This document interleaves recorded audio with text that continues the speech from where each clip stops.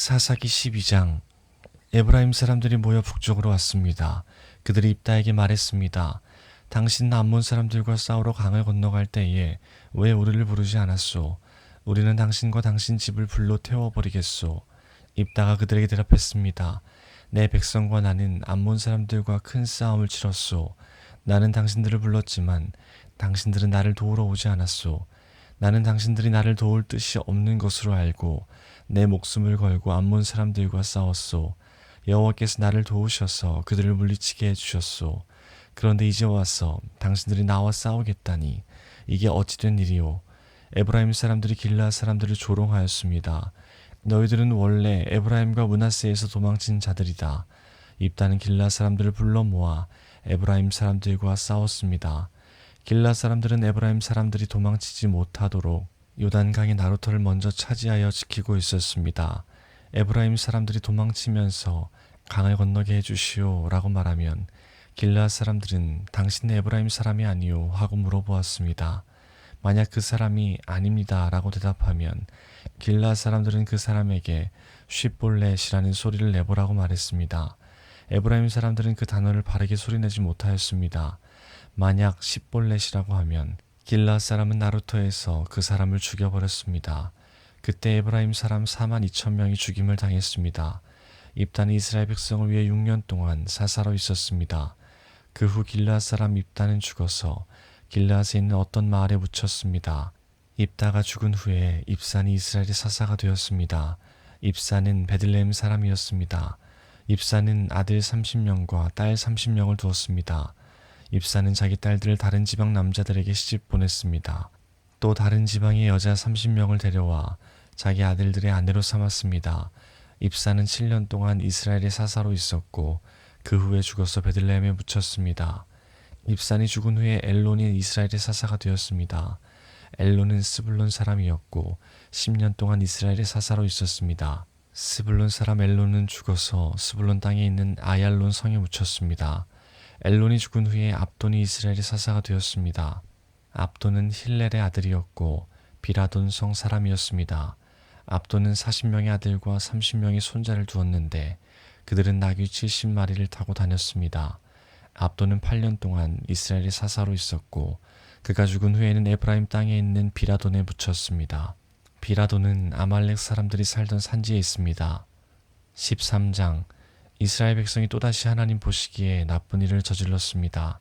그래서 하나님은 블레셋 사람이 이스라엘을 40년 동안 다스리게 하셨습니다. 소라성에 마노아라는 사람이 있었습니다. 마노아는 단지파 사람이었습니다. 마노아의 아내는 아이를 낳지 못했습니다. 여호와의 천사가 마노아의 아내에게 나타나서 말했습니다. 너는 지금까지 아이를 낳지 못했다. 그러나 이제 임신하여 아들을 낳게 될 것이다. 너는 포도주나 독주를 마시지 마라. 부정한 것은 아무것도 먹지 마라. 너는 임신하여 아들을 낳게 될 것이다. 아들을 낳으면 그의 머리를 깎지 마라. 그는 태어나면서부터 하나님께 바쳐진 나실인이 될 것이다. 그는 블레셋 사람의 손에서 이스라엘을 구원하는 일을 시작할 것이다.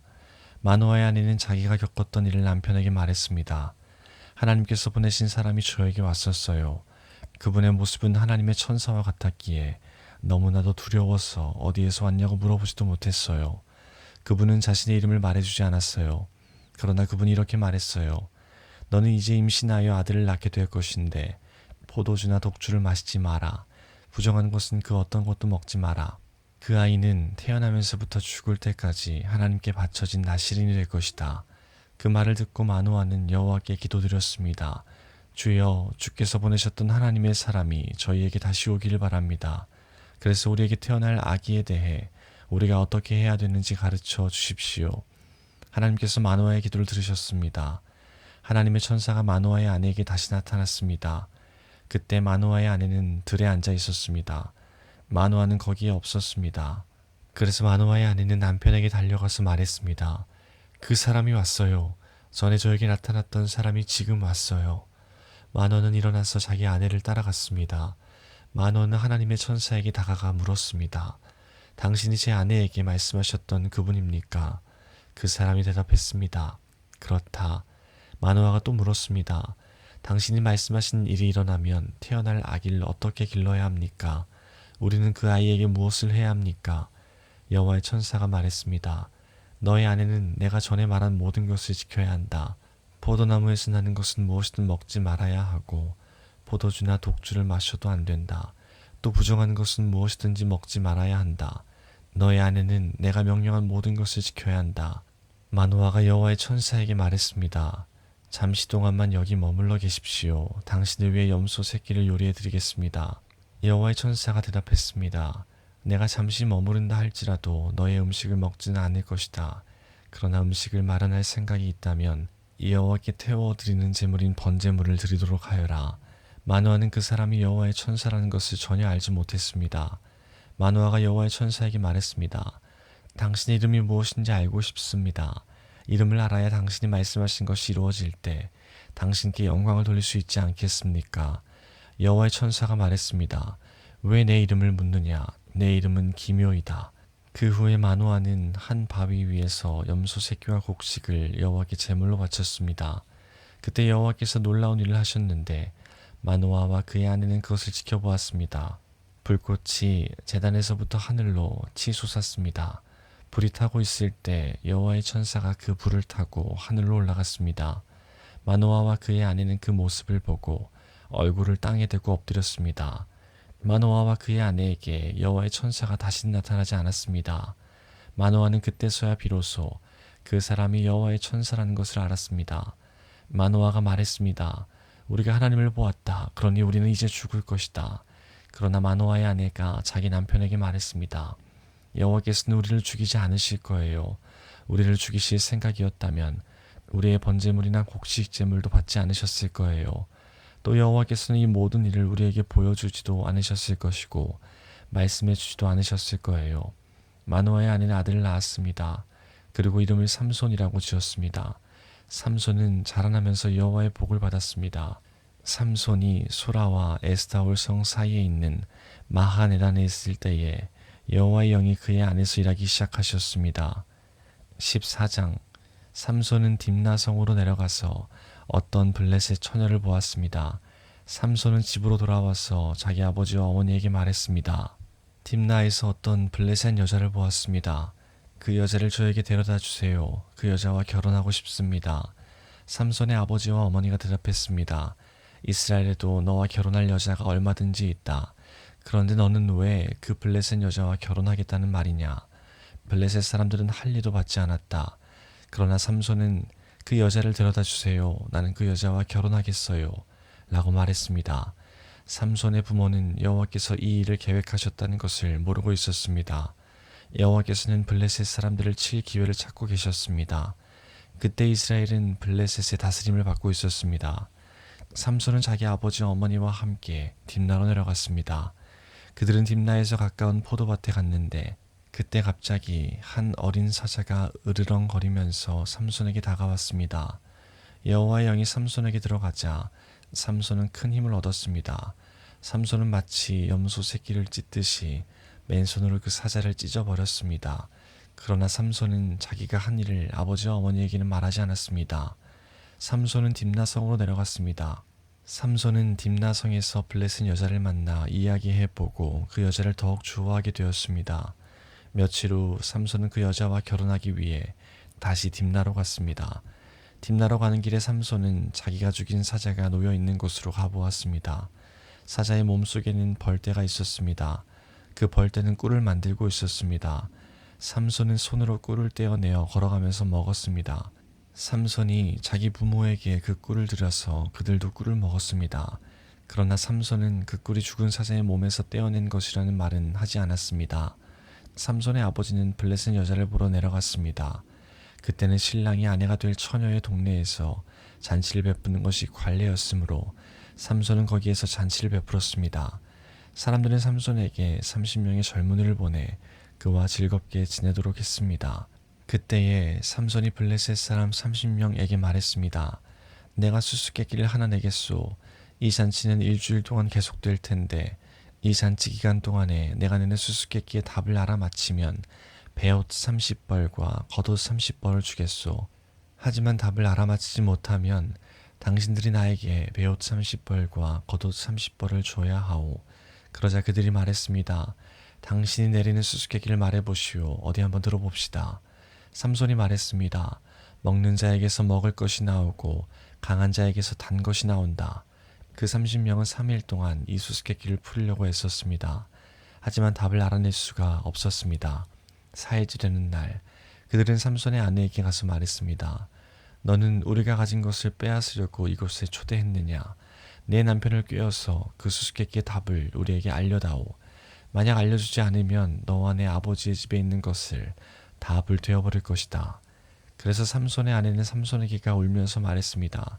당신은 나를 미워하는 것 같아요. 당신은 나를 진정으로 사랑하지 않아요. 내 백성에게 수수께끼를 내놓고는 나에게는 왜 그 답을 가르쳐주지 않죠? 삼손이 말했습니다. 나는 내 아버지와 어머니에게도 답을 가르쳐드리지 않았소. 그런데 내가 왜 당신에게 가르쳐주겠소? 삼손의 아내는 나머지 잔칫날 동안 계속 울며 졸라댔습니다.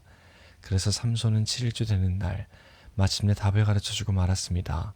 그것은 그동안 그의 아내가 계속 귀찮게 굴었기 때문입니다. 그러자 삼손의 아내는 자기 백성에게 그 수수께끼의 답을 가르쳐 주었습니다. 잔치 7일째 되는 날 해지기 전에 블레셋 사람들이 삼손에게 와서 수수께끼의 답을 말했습니다. 꿀보다 단 것이 어디 있느냐? 사자보다 강한 것이 어디 있느냐? 그러자 삼손이 그들에게 말했습니다. 당신들이 내 암송아지로 밭을 갈지 않았더라면 내 수수께끼를 풀지 못했을 것이다.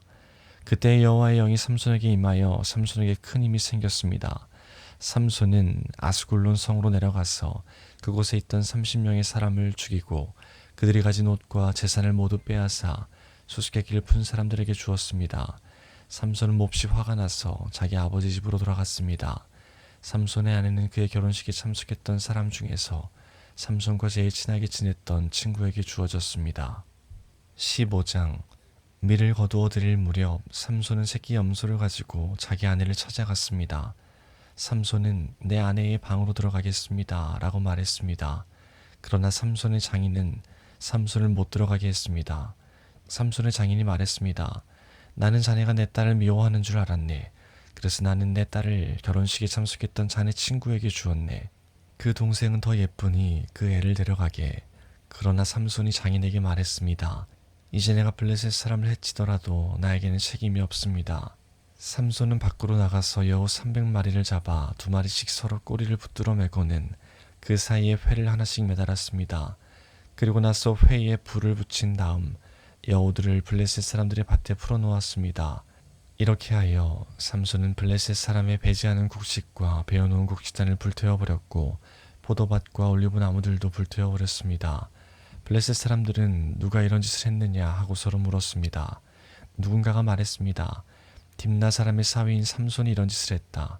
이는 그의 장인이 삼손의 아내를 그의 친구에게 주었기 때문이다. 그러자 블레셋 사람들은 삼손의 아내와 그 아버지를 불태워 죽였습니다. 그때의 삼손이 블레셋 사람들에게 말했습니다. 너희가 이런 일을 했으니 나도 너희를 그냥 두지 않겠다. 내가 반드시 복수하고 말겠다. 삼손은 블레셋 사람들을 공격하여 많은 사람을 죽이고 에단 바위 동굴에 머물렀습니다. 그때 블레셋 사람들이 올라와서 유다 땅에 진을 쳤습니다. 블레셋 사람들은 레히라는 곳에 멈췄습니다. 유다 사람들이 그들에게 물었습니다. 너희는 왜 이곳에 와서 우리와 싸우려 하느냐? 블레셋 사람들이 대답했습니다. 삼손을 붙잡아 가려고 왔다. 삼손이 우리 백성에게 한 대로 우리도 삼손에게 해주겠다. 그러자 유다 사람 3,000명이 에단 바위에 있는 동굴로 가서 삼손에게 말했습니다. 당신은 블레셋 사람들이 우리를 다스리고 있다는 것을 모르오. 어찌하여 우리에게 화를 미치게 하였소? 삼손이 대답했습니다. 나는 블레셋 사람들이 나에게 한 일을 블레셋 사람들에게 갚아준 것뿐이요. 그러자 유다 사람들이 삼손에게 말했습니다. 우리는 당신을 묶어서 블레셋 사람들에게 넘겨주겠소. 삼손이 말했습니다.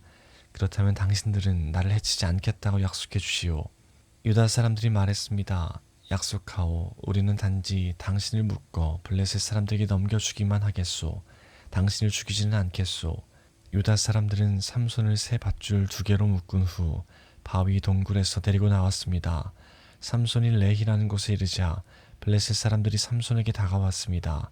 블레셋 사람들은 기뻐서 소리를 질렀습니다. 그때 여호와의 영이 삼손에게 임하여 삼손에게 큰 힘이 생겼습니다. 그래서 삼손을 묶고 있던 밧줄이 마치 불에 탄 실처럼 약해져서 삼손의 손에서 떨어져 나갔습니다. 삼손이 죽은 지 얼마 되지 않은 나귀의 턱뼈를 주워 들고 1000명이나 되는 사람을 죽였습니다. 그때 삼손이 말했습니다. 나귀의 턱뼈 하나로 무더기에 무더기를 쌓았네. 나귀의 턱뼈 하나로 1000명이나 죽였네. 삼손이 이 말을 한 후에 턱뼈를 던져버렸습니다. 그래서 그곳은 라맛레히라고 불리게 되었습니다. 삼손이 매우 목이 말라 여호와께 부르짖었습니다. 나는 여호와의 종입니다. 여호와께서는 저에게 이렇게 큰 승리를 주셨는데 제가 이제 목말라 죽어야 합니까? 할례받지 않은 백성에게 사로잡혀야 합니까? 그때 하나님은 레위 땅의 한 곳에 구멍을 내시고 물을 주셨습니다. 삼손은 그 물을 마시고 다시 기운을 차렸습니다. 그래서 삼손은 그 샘의 이름을 에낙고레라고 지었습니다. 그 샘은 지금까지도 레히에 있습니다. 이처럼 삼손은 20년 동안 이스라엘의 사사로 있었습니다.